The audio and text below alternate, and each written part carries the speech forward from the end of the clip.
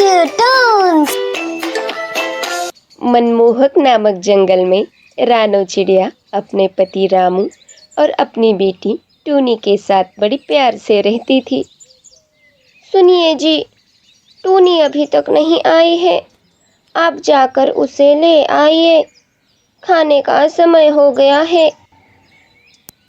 अरे रानो, खेलने दो उसे, वो अपने दोस्तों के साथ होगी, बच्ची है अभी, अब नहीं खेलेगी तो कब खेलेगी।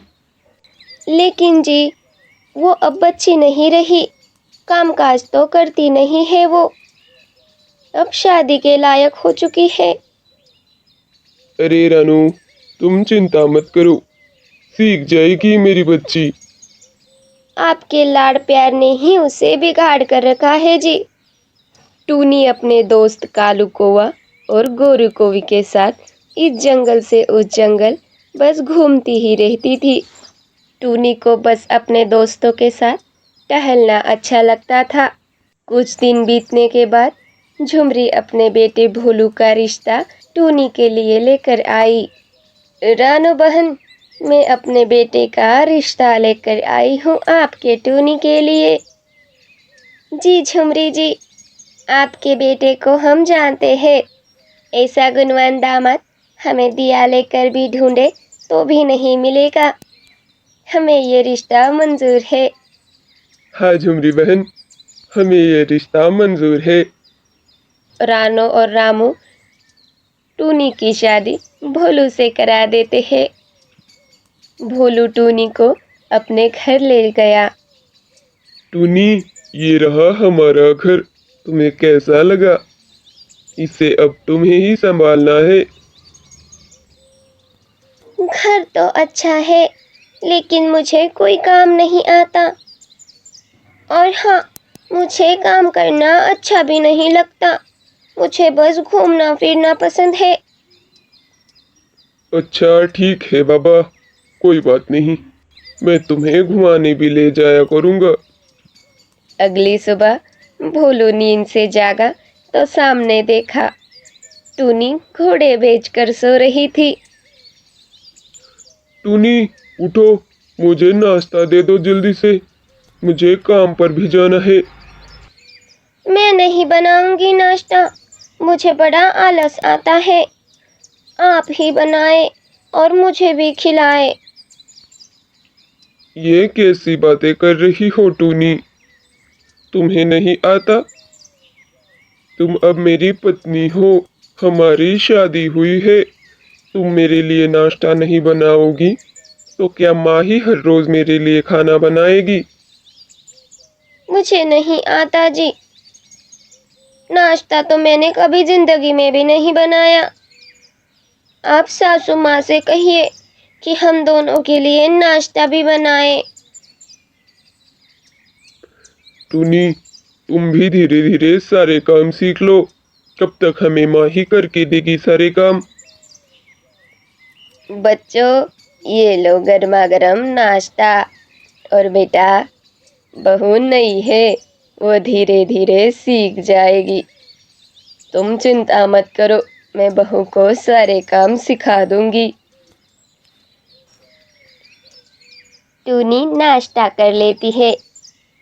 अरे वाह सासू माँ, क्या लाजवाब नाश्ता बनाया है आपने। तभी वहाँ टूनी के बिगड़ेल दोस्त कालू कौवा और गोरी कौवी आ जाते हैं। टूनी, हमारी सहेली, हम आ गए तेरे पास, तुझे पता है हमें तेरे बिना अब घूमने फिरने में बिल्कुल भी मजा नहीं आ रहा है, अब हम यही तेरे साथ रहेंगे और खूब घूमेंगे फिरेंगे, मौज करेंगे।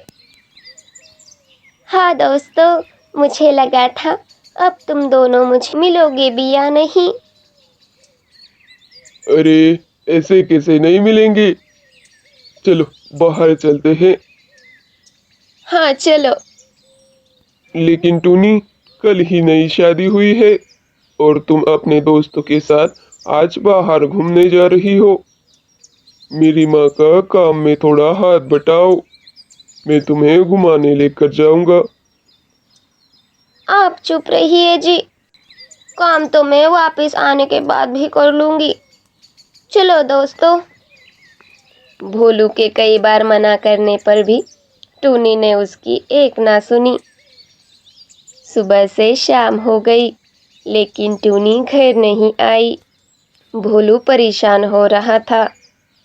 उसे टूनी की बहुत फिक्र भी हो रही थी। ऊपर से जंगल में बारिश का मौसम शुरू हो गया था। बेटा, टूनी बहू अभी तक घर नहीं लौटी है। बहुत रात हो चुकी है और आज बारिश भी हो गई शायद।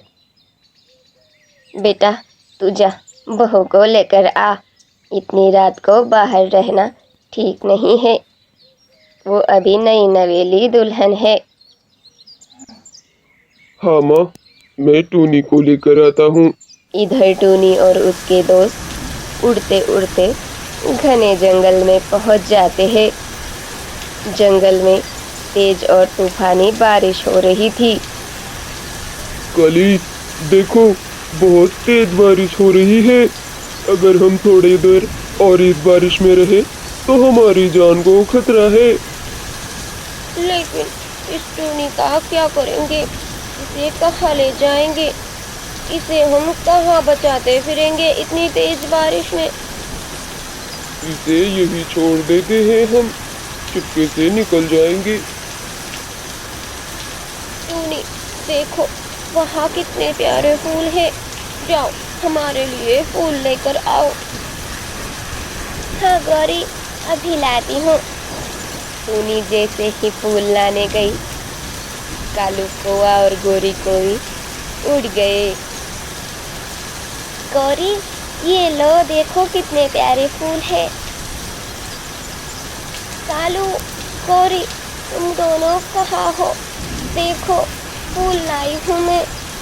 आ जाओ जल्दी। देखो, ये मजाक ना करो मेरे साथ। मुझे बहुत डर लग रहा है इस जंगल में। मैं अकेले हूँ। कई आवाज लगाने के बाद भी कालू कौवा और गोरी वापस नहीं आए। टूनी को अपने गलती पर बड़ा पश्चाताप हो रहा था। मैंने भोलू जी की एक न सुनी। वो कई बार मुझे बाहर जाने के लिए मना करते रहे। मैंने उन्हें नज़रअंदाज करके इन दुष्ट कौवों की बातों में आकर बड़ी भूल कर दी। टूनी, तुम यहाँ हो। मैं पूरे जंगल में तुम्हें ढूंढ रहा था। और वैसे भी तुम्हारे सच्चे और प्रिय दोस्त कहाँ है? भोलू जी, आप आ गए। आप नहीं आते, न जाने मैं जिंदा भी रहती या नहीं। टूनी, मेरे होते हुए मुझ पर एक खरोच भी नहीं आ सकती। मैं पति हूँ तुम्हारा। तुम्हारी रक्षा करना मेरा परम कर्तव्य है। टूनी को समझ आ गया कि अब उसका बिगड़ेल बर्ताव गलत था। टूनी अब भोलू से बहुत प्यार करने लगी। घर के सारे काम अकेले संभाल लेती। धीरे धीरे खाना बनाना भी सीख गई। अब टूनी बड़ी ही समझदार हो गई थी। उसका घर अब खुशियों से भर गया था। प्यारे दोस्तों, हमारे चैनल को लाइक, शेयर और सब्सक्राइब करना बिल्कुल ना भूलें। धन्यवाद।